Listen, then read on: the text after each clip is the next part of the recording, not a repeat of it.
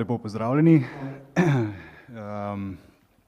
Moje ime je Matic Kocijančič, z menoj se bosta pogovarjala Gregor Moder in Gašper Jakovac. Gregor Moder je filozof,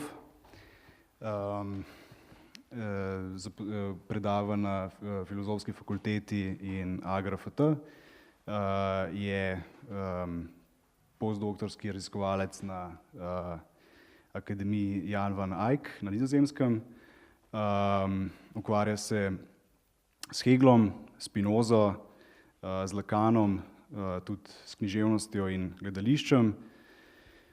Z gledališčem tudi v praksi, je igralec, režiser, nekdanji umetniški direktor kolektiva Narobov, pa tudi podjetnik, in sicer na čelu enega od najbolj razvpitih podjetij v Sloveniji, ki nosi ime Raje bi bil normalno zaposlen. SP.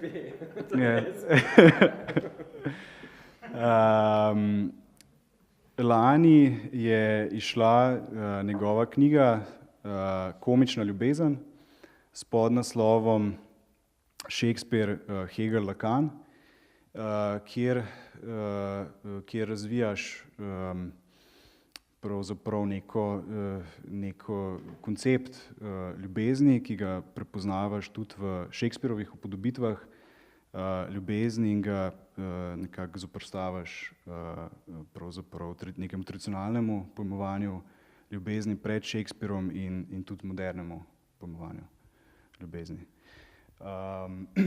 Gašper Jakovac je zgodovinar, literarni kritik, doktorski študent na oddelku za angleške študije na univerzi v Durhamu. Prav tako lani je izšla njegova knjiga o Shakespearu z naslovom Kar Bog zahteva, to naj kralj ukrene, kjer se Gašper ukvarja v bistvu z zgodovinskimi dramami Shakespeara in jih interpretira v luči politične teologije Shakespearovega časa. Žal danes z nami ni Marije Zlatnar-Mu, ki je zbolela in se opravičila. Povabili smo jo zato, ker je prevedla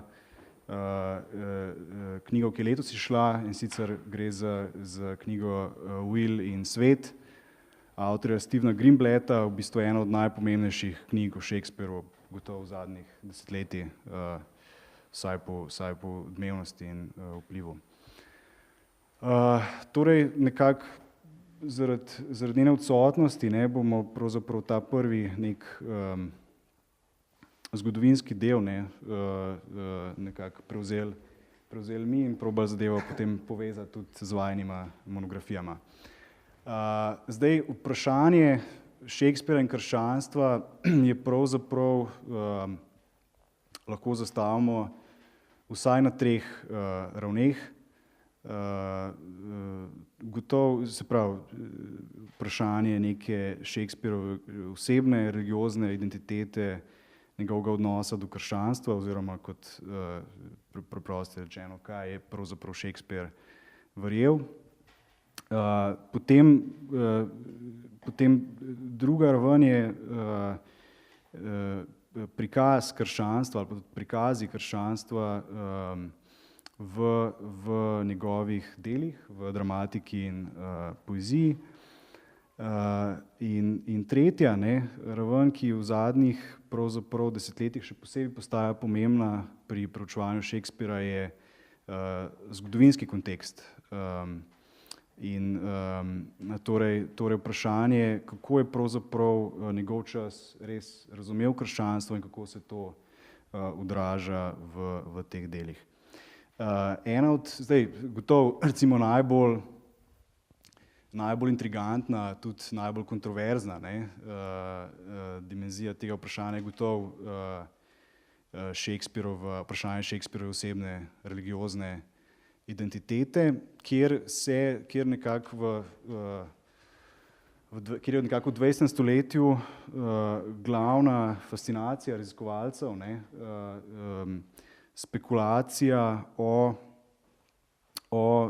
možnosti tega, da je bil pravzaprav Shakespeare skrivni katolik, da je bil skratka v osrčju protestantske Anglije nek religiozen disident. Zdaj, Greenblattovo delo je zanimivo v tem smislu, da on pravzaprav se v veliki meri zanaša na te raziskave, ki to poskušajo dokazovati. Sam pa pravzaprav temu oponira ne zato, da bi branil protestantskega Shakespeara, ampak da na podlagi teh raziskav pravzaprav uvaja nekega sekularnega Shakespeara. Kako torej, Gašper, ti gledaš na to zgodbo o pravzaprav to spekulacijo o Shakespearu kot katoličanu? Dober večer, hvala lepa za povabilo. Ja, mislim, da si zelo lepo razgrnil ta problem pred nas. Ta večer več nivojev je, o katerih lahko govorimo, o katerih se lahko sprašujemo v povezavi Shakespeara in krščanstva in tako naprej, in njegov osebni odnos do vere seveda je še toliko bolj kontroverzen in na nek način pomemben. Ja, jaz ga pač najprej razumem ta razvoj znotraj literarne kritike ali pa zgodovinopisja v tem kontekstu tako imenovanega obrata k religiji znotraj zgodovinopisja in tudi literarne vede sploh v nekem tem anglosaksonskem svetu, ki je se verjetno začel približno 2 desetletji nazaj. Skratka, naenkrat je znotraj tega konteksta pa seveda ima posebno mesto tudi katolištvo. Skratka, angleška katoliška skupnost v postreformacijski Angliji, ki je nekako predmet zgodovinarjev v tem času, še vedno zelo pač intenzivno preiskujejo. In tudi seveda neko kulturno, literarno ustvarjanje angleških katolikov. No, znotraj teh študij pa seveda sledijo tudi vprašanja o Shakespearovi religiozni identiteti, ki seveda segajo mnogo dlje v preteklost. Ampak zdi se, da so to vprašanje nekako prisvojili si ga tudi novi historisti, verjetno zaradi tega razloga, ker si nekako prizadevali razbiti mit o tem protestantskem nacionalnem pesniku, dramatiku. In se jim zato zdi privlačen, zato ker katolištvo v poznem 16. stoletju, zgodnjem 17. stoletju v Angliji predstavlja neko subverzivno silo. Zato je za njih toliko zanimiv. In skratka, okoli tega so potem številne spekulacije, zapleta in tako naprej. Zdaj, Greenblatt se mi zdi v veliki meri navizuje na delo Richarda Wilsona, ki je napisal neko knjigo, ki se reče Secret Shakespeare. Gre za neko serijo zelo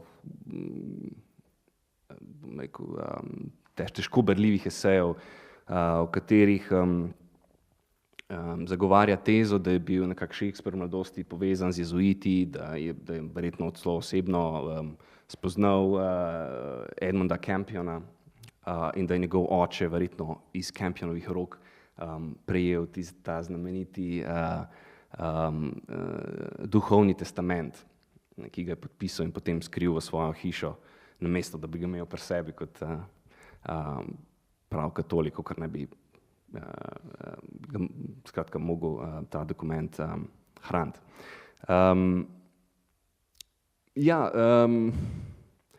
nasploh sam vidim pač tle en velik problem, kako določiti identiteto, versko identiteto v tem času. Katoliki so se pač na represijo, na pregon odzivali na različne načine. Eden od teh je bil, skratka, da so popolnoma, da se niso vključevali v to anglikansko cerkev, da so abstinirali, da so postali rekuzanti, kar je po letu 1581 pomenilo, da so mogli plačevati to kot nek davek, ki je znašal pač 20 funtov na mesec. Ali pa so seveda se udeleževali cerkve, so hodili v cerkev, ampak so bili skrivno še vedno katoliki, ne? So skrivno v svojih domovih še vedno gostili duhovnike, so se udeleževali katoliške maše in tako naprej. In takim so rekli church papists, spravi cerkveni papisti, ki so hodili, ker so se pač bali za svoje imetje in konec koncev zato, ker bi bili v najslabšem primeru pristali v zaporu in tako naprej.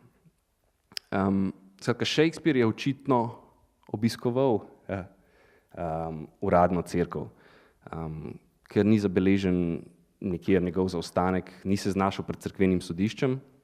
Tako kot so te zaostanki zabeleženi pri njegovih sorodnikih nekaterih, ne? Tako je, ja, recimo njegov oče se ni udeleževal nekaj časa. Njegov razlog je bil zato, ker se je bal, da ga bodo prijeli zaradi dolgov, ki jih je imel.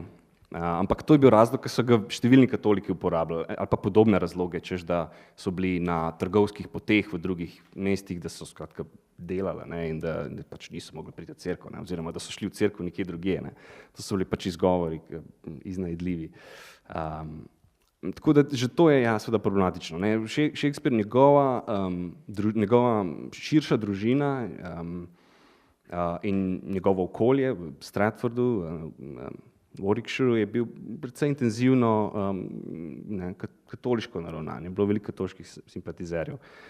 In domneva se, da je verjetno zrasel v neki katoliški hiši. Tudi ta dogodek, o katerem smo se pogovarjala v cerkvi v Stratfordu, ko so prepleskali freske, ne kaže nujno na nek zelo protestantski vzgib, zato ker se je to zgodilo zelo pozno v Stratfordu. Se pravi, so se mestni svetniki in lokalne oblasti zelo upirale protestantski težnji, da bi te podobe zakrili, oziroma da bi jih uničili. Oni jih niso uničili, oni so jih zgolj prekrili in danes jih lahko spet vidimo v Stratfordu, ker so jih odkrili in restaurirali. Tako naprej. Skratka, seveda naslednji problem pri Shakespearju je pa seveda to, da imamo zelo malo biografskih podatkov, da ne vemo točno, kje stojimo, po drugi strani pa tudi, če bi imeli dokument, tudi če se Shakespeare ne bi udeleževal določen čas cerkvenih slovesnosti, to še ne pomeni, da je bil pa katolik. Ja. Toliko zaenkrat. No, ampak samo da mogoče še to dodava, niso pa seveda biografski podatki tisto, na čemer se je pravzaprav ta zgodba res razvijala, ne? V bistvu tisto, kjer se pravzaprav iščejo te sledi katolištva in pravzaprav ne toliko samo katolištva, ampak pomembnosti, ne, teh teoloških sporov za pravzaprav Shakespearea in za njegove tekste, ne.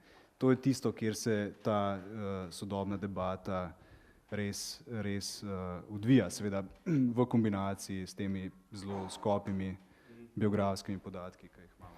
Ja, seveda, ker nimamo biografskih podatkov, beremo njegova dela, ne, in sklepamo na podlagi njih. To seveda Greenblatt počne bolj ali manj uspešno v svoji knjigi. Pa tudi mnogi drugi, seveda. Drži, ampak se mi zdi podoba, ki jo dobimo, ko beremo Shakespearove tekste, je, da so na nek način kulturno seveda usidrani v nek v nek svet, ki je globoko krščanski, brez dvoma. Čeprav se lahko seveda pogovarjamo o tem, koliko je gledališče nek prostor sekularizirane misli in absolutno je do neke mere.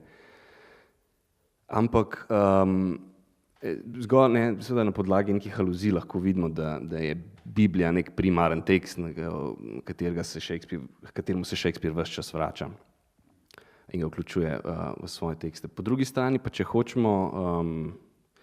hočemo razviti neko konfesionalno tezo, tako rekoč, imamo pa velik problem, se mi zdi, ker so Shakespearevi teksti tako odprti, mnogoznačni.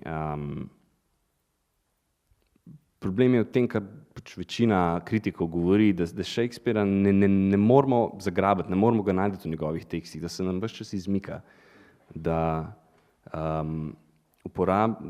skratka, reprezentira na odru zelo različne poglede na svet, na vero, na politiko, skupnost. In je zelo težko manevrirati v tem prostoru. Skratka, ja, mogoče, če samo zaključim, če bi najdel nek dokument, ki bi pričal o Shakespearovem katolištvu, recimo, bi to težko kakorkoli spremenili naše branje teh tekstov, se mi zdi. Jaz bi samo to rekel. Če smem sam na to navezati na te zadnje besede. Najprej tudi jaz seveda dober večer in hvala za povabilo in za te krasne uvodne besede o najinih veličastnih prisotnostih. Ja, glede Shakespearea in njegovih zasebnosti, tako in tako vemo izjemno malo. Jaz pa še posebej se mi zdi, da vem zelo malo o tem, a je bil katolik ali ne. Bi pa si res osnovno vprašanje zastavil tole. In sicer pa recimo, da najdemo dokument, ki nedvomno in neizpodbitno dokazuje, da je pa res bil katolik. Recimo, da ga najdemo. In kaj pol? Kako zdaj to vpliva na naše branje česarkoli od tega, kar je on naredil? Jaz se bojim, da malo ali nič. Zato bi jaz dejansko celo debato, celo vprašanje v bistvu razmerja med Shakespearjem in krščanstvom rajš prestavil na konceptualni vidik. Zdi se mi, da se sicer hitro preveč zapletemo in zgubimo če smem še jaz eno srednješolsko zgodbo povedati, ali pa ne, ta mislim, da je pa še osnovnošolska vprašanja. Zdaj vemo, da je Cankar močil posteljo, ne, še v stari dobi. Ne vem, to so res gospe pol govorile, naše učiteljice, pa kaj pol? Kako to vpliva zdaj na moje branje Cankarjevih del? Nič. Jaz bi se celo potrditi, da kaj sploh, zdaj gospe, ki je prevedla, na srečo ni, pa si zdaj upam to reči, drugače si mogoče ne bi upal reči, ampak kaj nam sploh lahko, kritika je seveda kritika Grimbleta, oziroma kritika biografije na splošno, kaj pa bomo zvedeli, kaj pa zdaj, če zvemo, kaj pa če bi zdaj dobili neko filmsko gradivo, da so vesoljci snemali vse življenje Williama Shakespearea, kako je jedel solato, kako je si roke umil in tako naprej. Pa kaj? Recimo, da imamo vse te podatke, pa kaj ćemo s tem? To je direkt za stran vršt. Glede tega sem jaz absolutni Aristotelovec, ki pravi zelo lepo in zelo jasno v poetiki. Zgodovinopisje, se pravi nek niz nekih dejstev o tem, kaj je nekdo, kdaj je vstal, pa kdaj se je zobe umil, koga to briga? To je čist nepomembno. Bistveno je poezija, bistveno je kaj kot pesnik naredil pač iz svoje zgodbe. In celo toliko daleč gre Aristotel, da reče, da tudi če se je pesnik mečken zlagal glede kakšne podrobnosti ali pa si je malo domislil ali pa je malo vrstni red tistih faktov postavil. Nič hudega, bistven je koncept. Toliko mogoče glede biografije moje osebno stališče. Vsega namenoma ga podajam tako zelo, kako bi rekel, razbojniško, na upanju, da se bo kdo spravil name, ampak izraža pa to kljub samo mojo osnovno pozicijo. No? Da se bojim, da zelo malo ali nič bi dosegli s tem, če bi lahko potrdili ali ovrgli, da je bil katolik. David Scott Kasten, avtor knjige Will to Believe, v bistvu o Shakespearovi Shakespearovem krščanstvu. Na nek način ima do tega vprašanja podoben odnos, kot sta ga zavzela vidva, ne. Skratka, v smislu, predvsem v tem smislu, ne, da je tukaj ključna neka ambivalenca, ne. Ampak ravno ta ambivalenca, ne, je tista, ki je tukaj pomenljiva. Ne gre za to, da je vseeno, ne, če lahko mi konfesionalno umestimo Shakespeara, ampak je ravno ta velik problem, da bi ga lahko tako jasno popredalčkali tisto, kar je zanimivo, ne. Zdaj to je bistveno širše vprašanje, namreč kakor pove Kesten, ne, tukaj imamo opravka z nekimi teksti, ne, ki so polni religije, ne, ki so polni religije, ne, pa hkrati niso religiozna besedila, ne. Že ta ambivalenca je zanimiva, ne. Potem pa, če vzamemo neko družbo, ne, kjer je pravzaprav ta religiozni spopad ključna dimenzija te družbe, ne, ključna dimenzija ne samo religiozno, ampak politično, ne, pač v bistvu je celo družbeno življenje prepojeno, ne, s temi teološkimi vprašanji.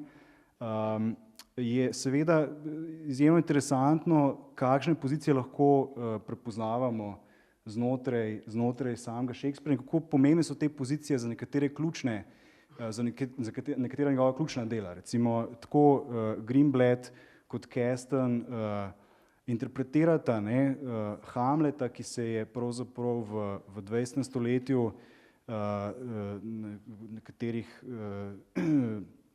najpomembnejših delih že skoraj izključno interpretiral skozi neke psihološke, ne, in sociološke metode, ne. Tukaj pravzaprav oba s povsem drugačnim pristopom tega teksta, ne, operirata s teologijo, ne. Tako da tukaj je dejansko prišlo do nečesa, kot si ti prej poimenoval to, do nekega religioznega obrata, ne, ki je, in tukaj bi vseeno oponiral temu, da to ni relevantno, je povsem spremenil, ne, to, kako govorimo o Shakespearu v recimo zadnjih desetletjih, ne.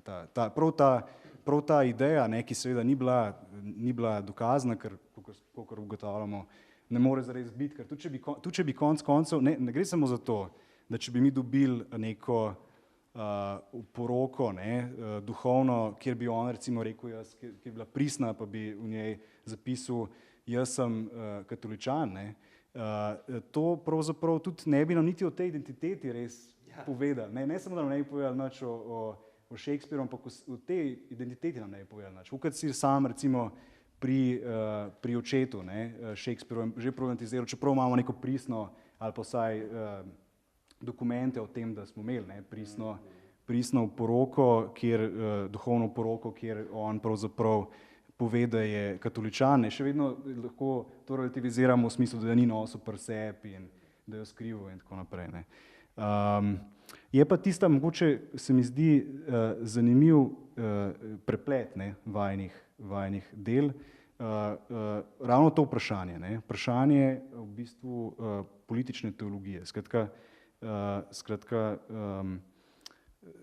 to je nek čas, ne, kjer sta pravzaprav religija in politika na nek povsem unikaten način prepleteni, ne, in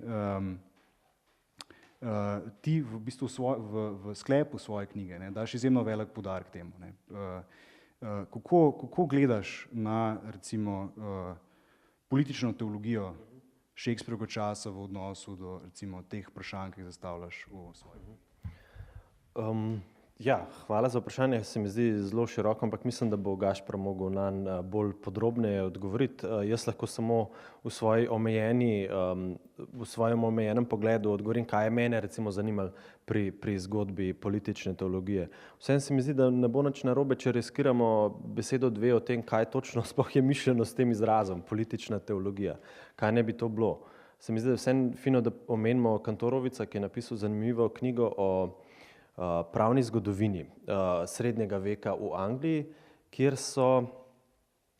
je, pač sicer ni zdaj, on bil zdaj prvi, ki se je tega spomnil, ampak je pa naredil neko širšo raziskavo o tem, kako so v pravnih tekstih, ko so poskušali v Angliji utemeljiti nesmrtnost kralja na nek način, predpostavili tezo o tem, da ima kralj dve telesi, da ima neko svoje naravno telo, ki pač umre in kaj hočemo, ne? Naravno telo je umrljivo, ampak poleg tega telesa ima kralj še nekaj, kar se imenuje, kar so poimenovali politično telo.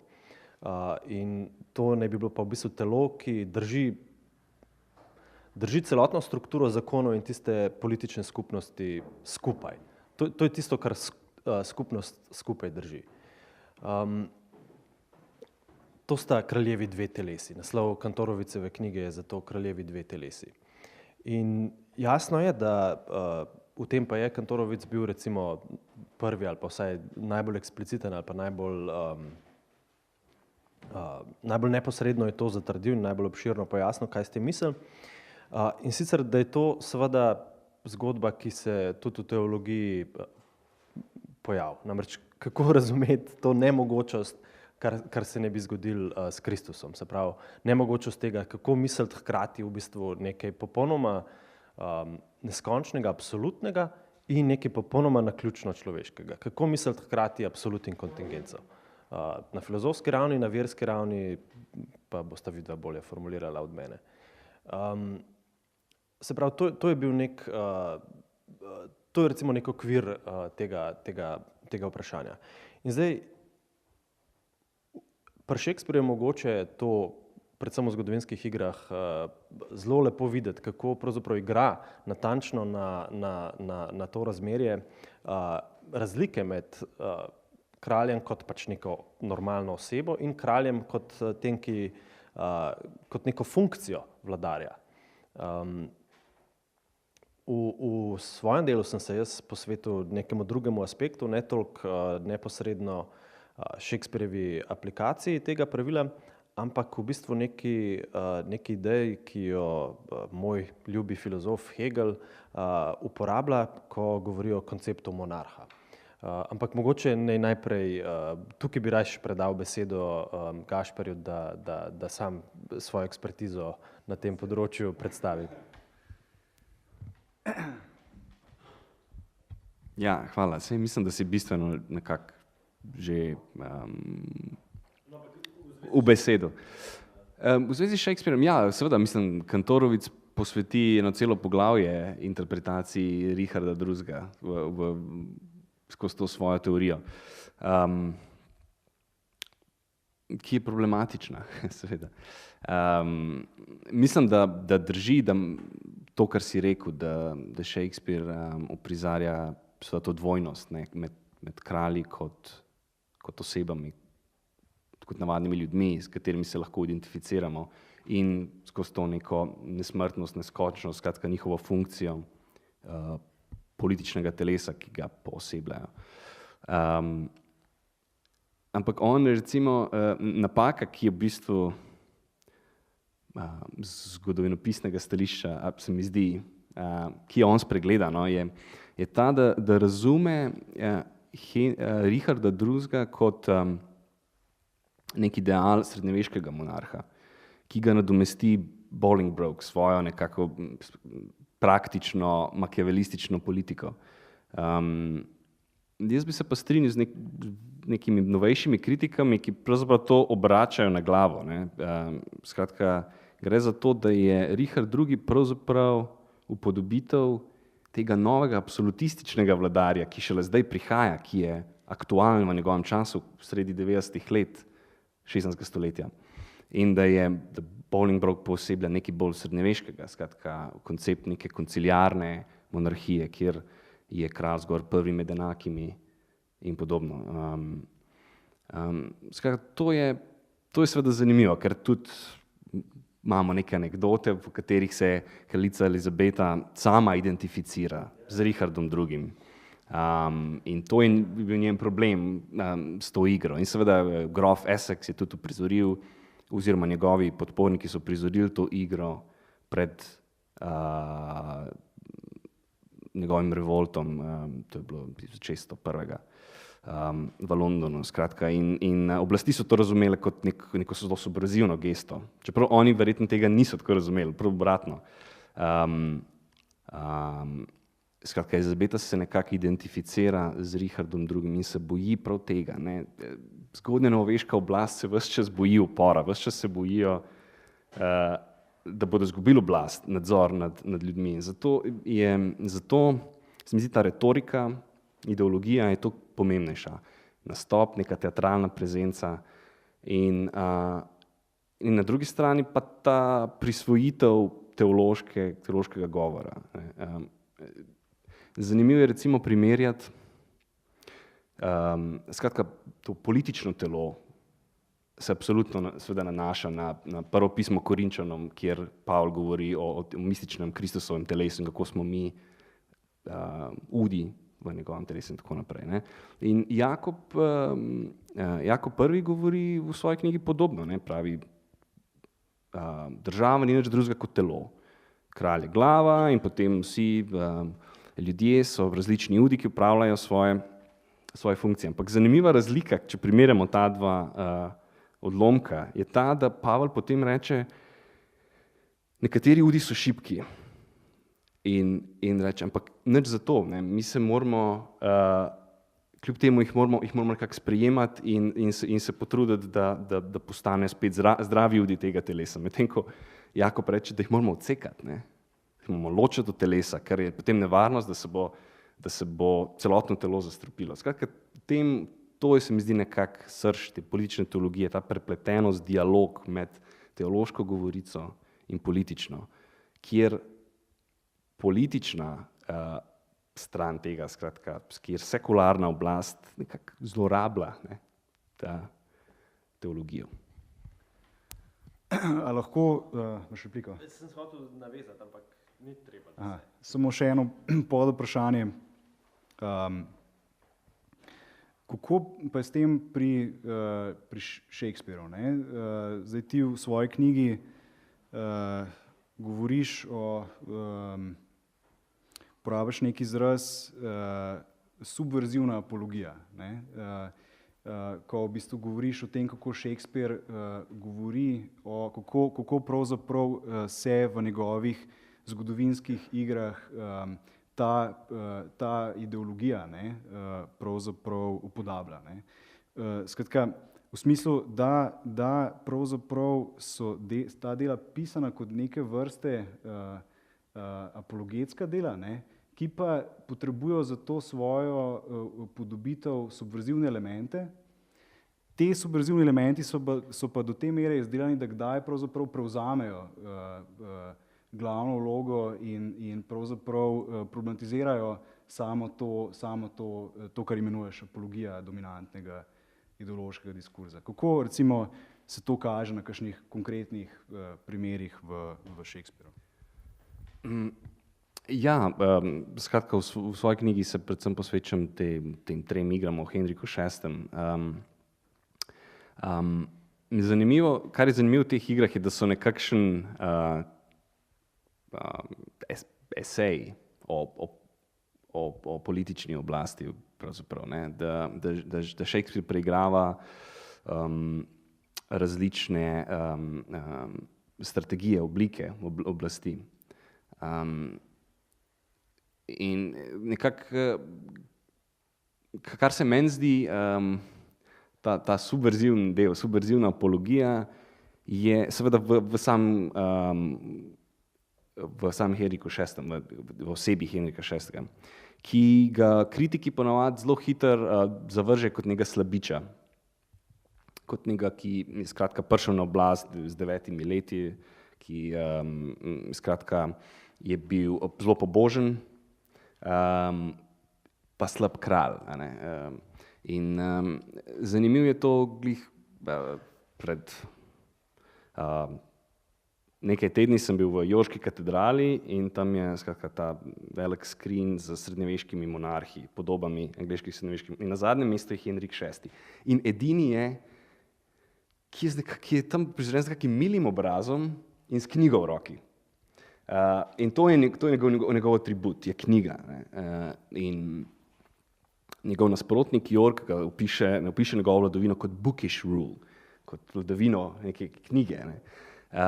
In kar je zanimivo seveda pri njem je to, da pooseblja to duhovniško stran absolutistične monarhije, kralja kot duhovnika, ki je pobožnega vladarja, ki skrbi za svoje subjekte. Ne? In se pravzaprav podobno kot Richard II. Ne, se naslanja povsem na ta idejni svet, na to ideologijo, ne pa na konkretno pragmatično politiko, ki ga seveda na koncu stane življenja, ker ni sposoben skratka, tukaj razumem, ampak v tej trilogiji se mi zdi, se Henrik VI. Nekako kaže kot nek zmagovalec, kot nek idejni moralni zmagovalec. In zato govorimo o neki subverzivni apologiji absolutistične monarhije. Ne? Ampak spet, pri Shakespeareu moramo biti zelo previdni, ker nikoli ga ne moramo zares umestiti v eno ali drugo polje. Jaz mislim, da je bil, kot pač moj vtis je, da Shakespeare nikakor ni bil naklonjen nekim absolutističnim tiranskim oblikam, on bi jih imenoval tiranske oblikam oblasti, ampak bolj nežnim, konciliarnim. Če sem odgovoril. Kakšna replika? Če je, se drugače, imam te vprašanje za postaviti. Ja, jih imaš več.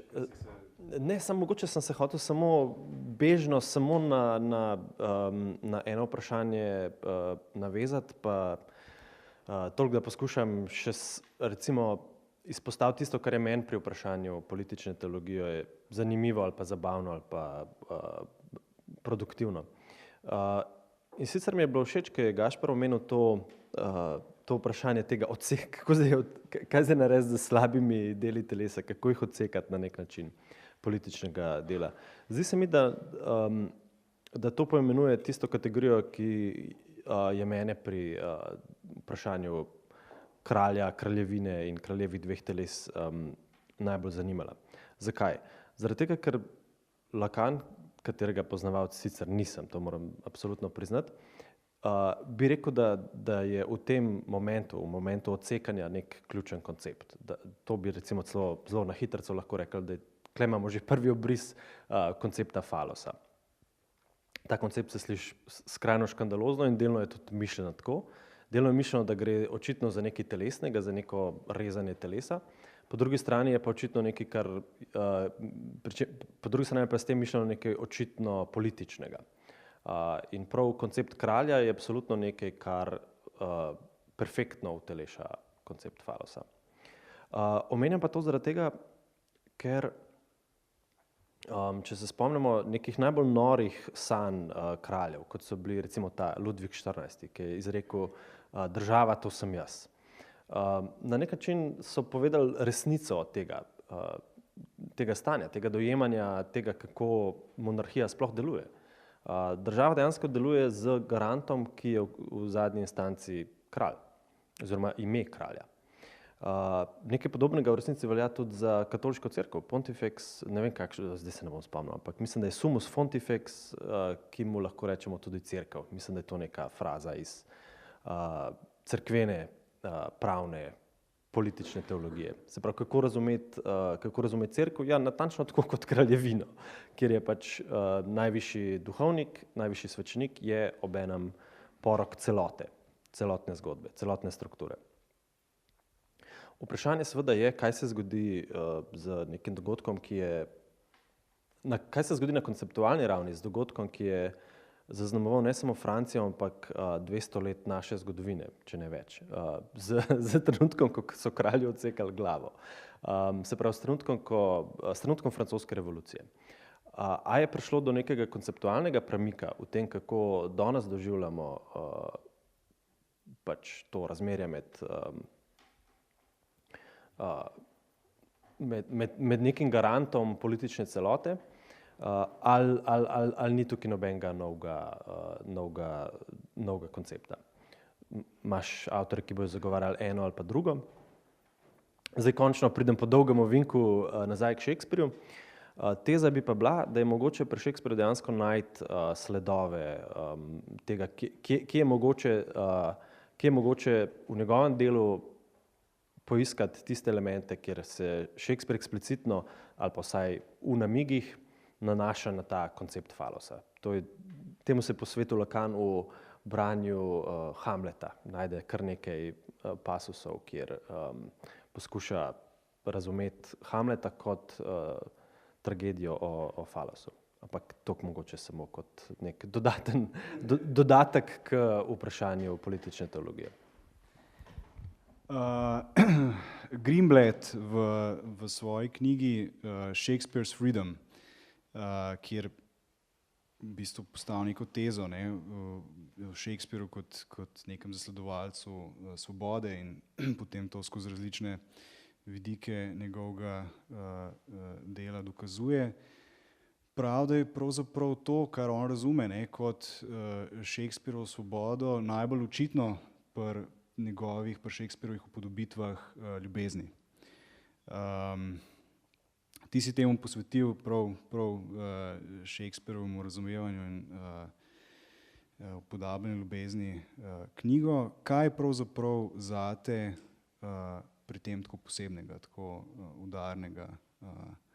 Kaj te pri tem tako navdušalo? Ja, v bistvu zelo hvala za to vprašanje, no? Ker sem že prej razmišljal, ker si omenil, da je Shakespeare tako prepojen z Biblijo in tako naprej, se mi zdi, da je manjkala neka kvalifikacija, na kakšen način prepojen. Ker o Bibliji je mogoče govoriti na zelo različne načine. Lahko jo dejansko vzameš tudi samo kot nek material, ki ga kritiziraš. Hočem reči, kultura, v kateri je Shakespeare ustvaril, je jasno bila v nekem najširšem pomenu krščanska in tudi v najožjem pomenu krščanska. In jasno je, da se je na vse možne krščanske vire skliceval, ampak seveda bistveno vprašanje, kaj je iz tega naredil. Ne to, da ti uporabljaš neke vire, ampak kaj si s tem naredil. In zdi se mi, da tisto, kar je pa res nedvomno Shakespeareva glavna igra, je pa koncept ljubezni. Seveda, koncept ljubezni ne nastopa kot neka velika tema v kraljevskih igrah, ampak v njegovih komedijah pa nedvomno. Shakespeareve komedije so od začetka do konca skoraj komedija o ljubezni. Toliko mogoče kot nek uvod. Tisto, kar je pa mene pri tem vprašanju pritegnilo, je bila pa neka ideja v tem, da je mogoče njegove dele, njegov koncept ljubezni dejansko razumeti kot komično ljubezen. Se pravi, da je njegov koncept ljubezni dejansko pretežno v komedijah pride do izraza, je v resnici neka indikacija, da gre tudi za sam koncept ljubezni, ki je komična ljubezen. In tukaj se mi zdi, da pridemo do nekega tukaj se mi zdi, da se splača zastaviti vprašanje razmerja med Shakespearem in krščanstvom. Se pravi, ne na ravni tega zdaj, kater tip krščanstva je to bilo, ampak kaj se je s konceptom ljubezni pri Shakespearju? To se mi zdi bistveno bolj zanimivo vprašanje. Kako vidiš v relaciji do tega, kar recimo razumeš kot krščansko ljubezen, to, kar prepoznavaš pri Shakespearu kot komično ljubezen? Kakšna je relacija med tema dvema konceptoma? Hvala. Hvala za to vprašanje.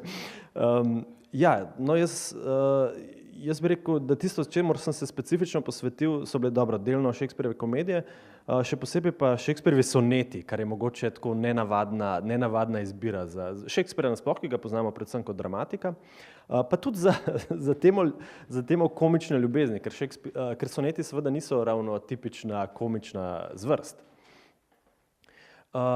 Ampak bom poskusil biti bolj neposreden v odgovoru na tvoje vprašanje. Se pravi, prvič, kaj sam razumem kot neko temeljno dispozicijo krščanske ljubezni?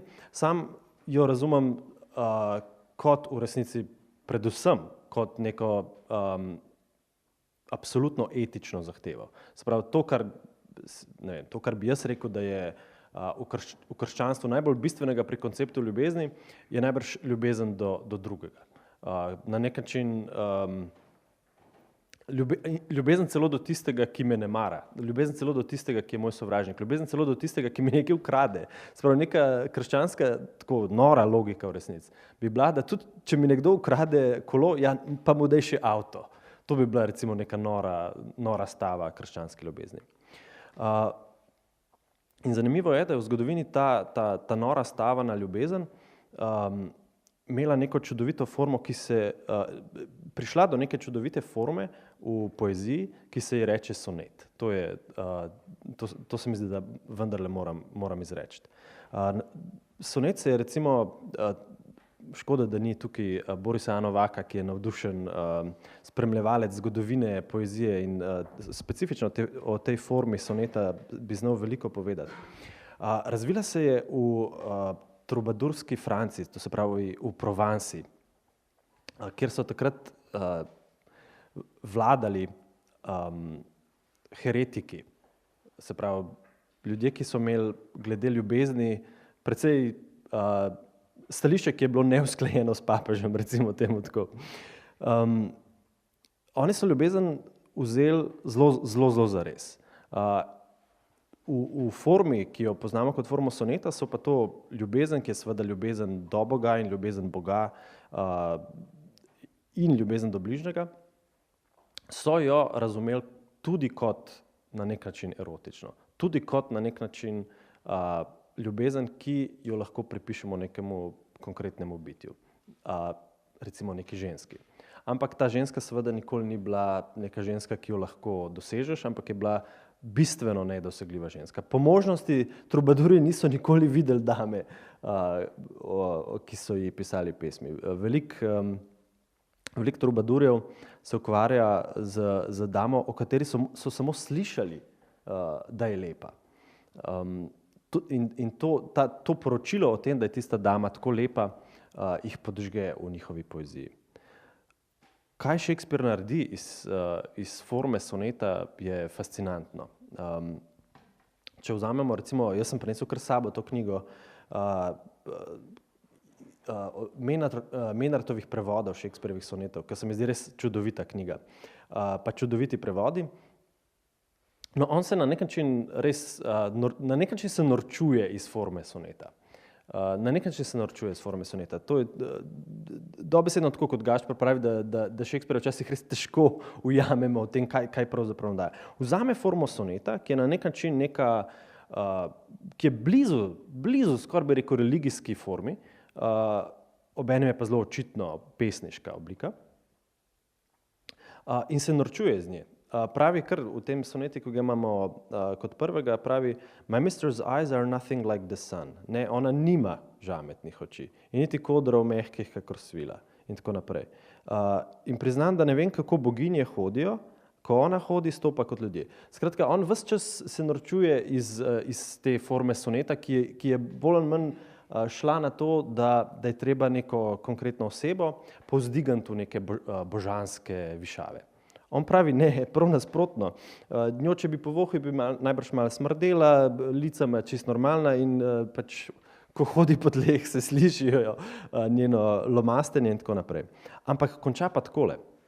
And yet by heaven I think my love as rare as any she belied with false compare. In vendar se mi zdi bolj očarljiva, kot vse, ki pesem jih slavila žniva. Skratka, konc je pa popolnoma presenetljiv.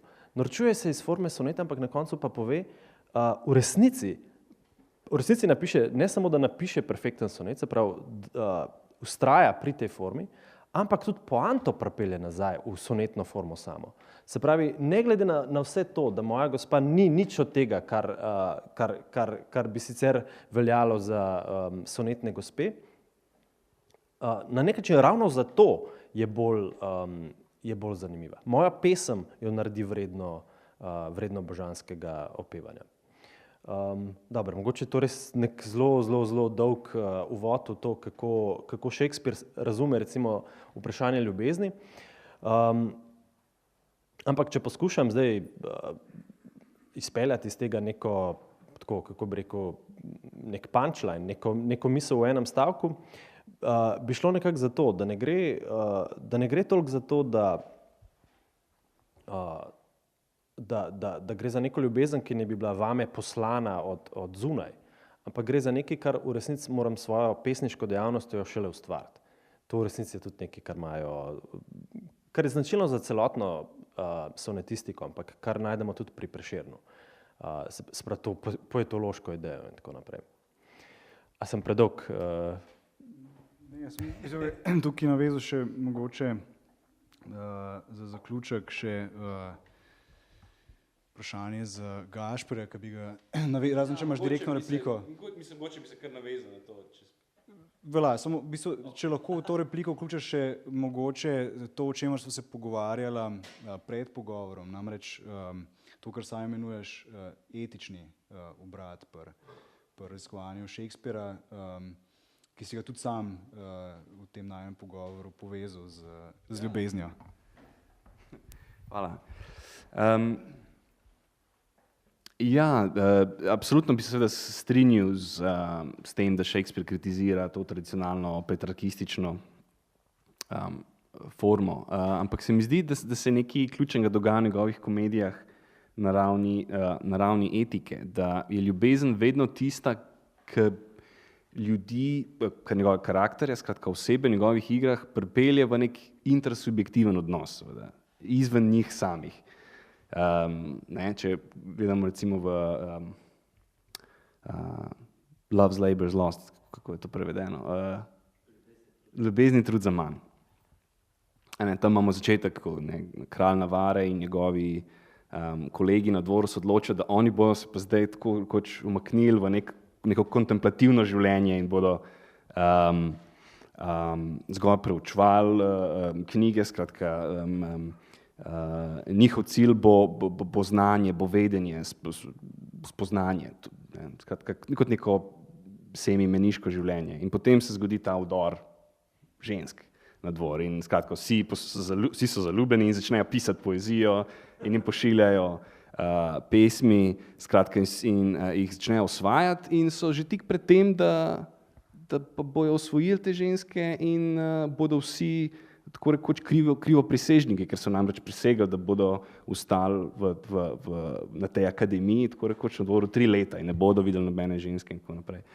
Ampak potem, seveda, spet začino za Shakespeara, ki ženski karakteri vedno nekako so zelo pretanjeni in vejo, da je ta petrarkistična forma nek larifari, in da se bojijo za to, da bodo na koncu prevarane. In skratka, zaključek je ta, da se pa oni morajo vrniti za 1 leto na to svojo akademijo, to svoje meniško življenje, zato da bojo lahko potem vredni sploh pristopiti do njih, do teh žensk, ki so jih osvajali. Tako da se mi zdi, da to je zanimivo, če povezujemo Shakespeara s krščanstvom. Ta krščanska etika, ki se ves čas odraža v njegovih igrah, kateri govorijo o komedijah odpuščanja in tako naprej, ali pa celo o spreobrnenju. Zdaj na Beneškem trgovcu gre za zelo konkretno nasilno spreobrnenje Shylocka, s katerim imamo mi kot gledalci en velik problem.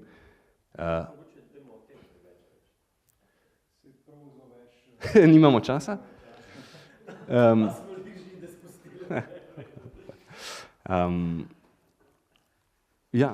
Recimo.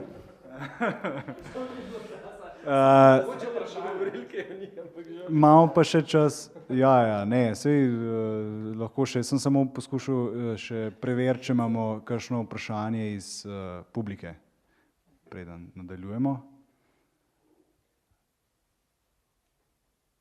Ga ni, no potem pa... Po mojem, mislim... Aha, ne, pa se je nekdo oglasil. Nisem videl roke. Ne. Mislim, si omenil, ampak smo te nasilno prekinili. Vendarle, kako, mislim, zelo težko je brati beneškega trgovca na ta način, kot se zdi, da nam je serviran, se pravi, v jedru je beneški trgovec Antonijo, ki na koncu uspe spreobrniti tega grdega Juda. Na ta način danes kljub samo ne moramo brati te igre. Najbrž ne, upam, da ne.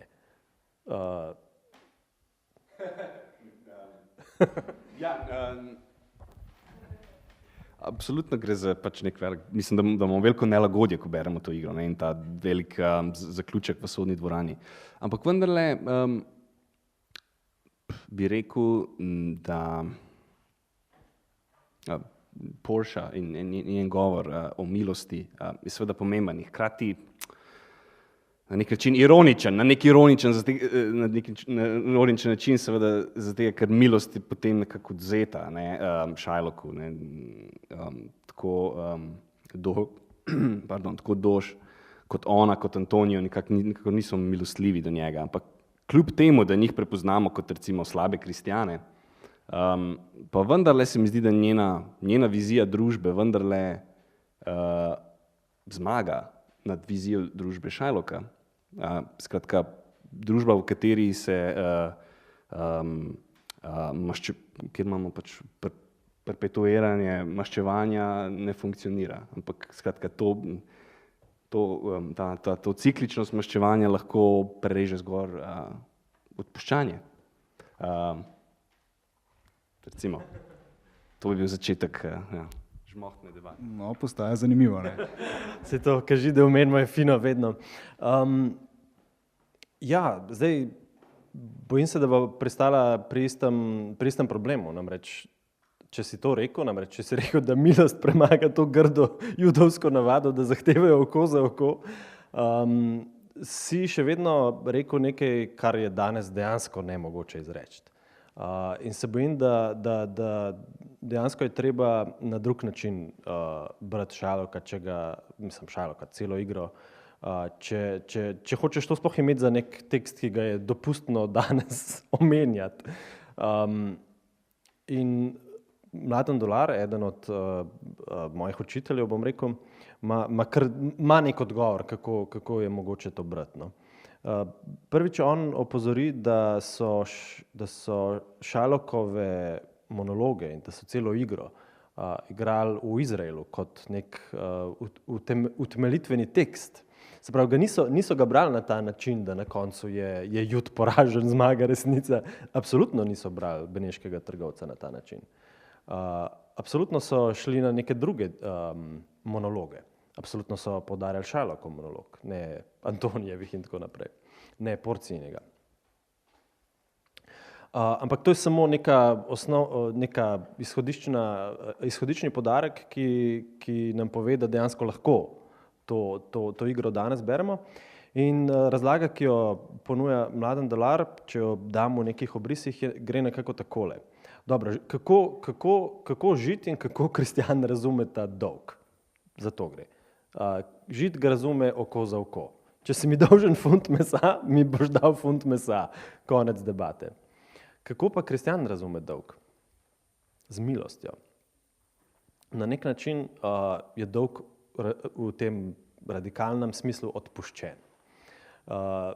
In Dolar to razlaga nekako takole, da je dejansko ta Shylockov koncept dolga in izterjevanja dolga dejansko neka stara oblika, neka zastarela mogoče oblika kapitalizma.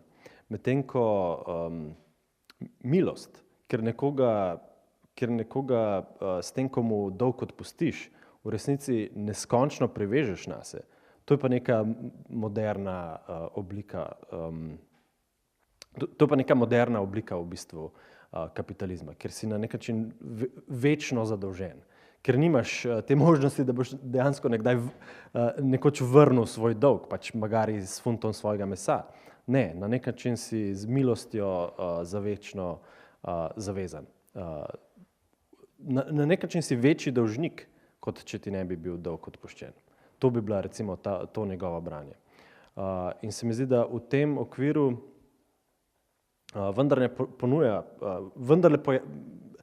ponuja neko branje Porcijinega govora, ki je več kot samo ironično, kritično, ampak ponuja tudi nek konkreten odgovor, v kakšnem smislu je mogoče to milost razumeti kot nekoliko problematičen koncept. No, ja, jaz bi mogoče poudaril to, da Beneški trgovci je zanimiva igra, zato ker so jo prizarjali v številnih državah po svetu, recimo pred drugo svetovno vojno, tako v različnih kontekstih, z različnimi intencijami. Ne samo, da so jo v Izraelu potem po vojni prizarjali, ampak tudi Palestinci so jo, pa seveda Nemci, tako naprej med drugo vojno. Skratka, da je pač to igra odprta za različna branja. Ampak jaz bi se bolj osredotočil, mene bolj zanima Shakespearovo branje, recimo tega. Tako da... No, saj tudi, če ni bil katolik, saj pač, če bil je kristjan, tako da... Ampak hočem reči, da je v neki literarni kritiki tega teksta je neka zanimiva zgodovina, ki je pred kratkim Emma Smith probala nekako detektirati v nekoliko provokativnem članku, ki ga naslovi Was Shylock Jewish? Skratka, je bil Shylock Jud. In ugotavlja, kako se recimo ta v neki pozni viktorijanski dobi, kako se ta želja po uprizarjanju te igre na avtentičen način, kako je v bistvu ta želja privedla do tega, da so, skratka, za njih, v poznem 19. stoletju je bil avtentičen način prizarjanja te igre antisemitski. Skratka, oni so rekli, tako je bilo, na Elizabetinskem modru, pač skratka, Judi so imeli neko posebna oblačila, imeli so rdečo brado, ukrivljen nos in tako naprej. In ona natančno pač povsem demantira te poglede, ki so povsem neosnovani. V resnici se na elizabetинskih odrih Judje ne pojavljajo prav pogosto. Pred Shakespearem imamo že ohranjene samo dva teksta. En je seveda Marlowov, Malteški Jud, ta druga je pa, to je že avtor, ne bom jaz, skratka, gre za tekst, ki se mu reče Three Ladies of London, kjer je pa Jud pravzaprav prikazan zelo pozitivno. Imamo podobno sceno na sodišču, v tem primeru gre pa za kristjana, ki je v škripcih. In kristjan je skratka priveden do tega, da se odpove svoji veri, mislim, da postane musliman oziroma postane apostat in Jud reče, ne, jaz ti odpustim ves dolg, ker to pa največji greh, da boš ti zapustil svojo vero. Skratka, hočem reči, da bi bilo zanimivo brati, dajmo brati v Shakespearovem kontekstu, mogoče to igro. Skratka, ona potem razvija še druge teze in ena je seveda ta, da njena teza je, glavna teza je seveda ta, da moramo mogoče Shylocka brati manj kot neko semitsko entiteto, ampak semantično. Judov v poznem 16. stoletju v Londonu skoraj da ni bilo.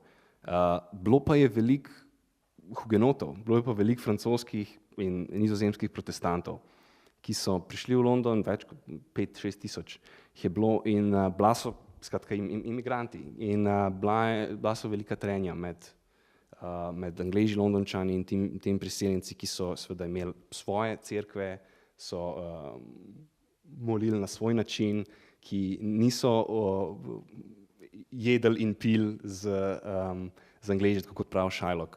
Skratka, to je mogoče en zanimiv način. Seveda se pa povsem strinjam, da je to danes zelo problematična igra in da se zato ne uprizarja, ker skratka, razen če je, ampak jo je treba nekako konceptualno umestiti pa uklestiti. Najlepša hvala vsem, da ste nas prišli poslušati.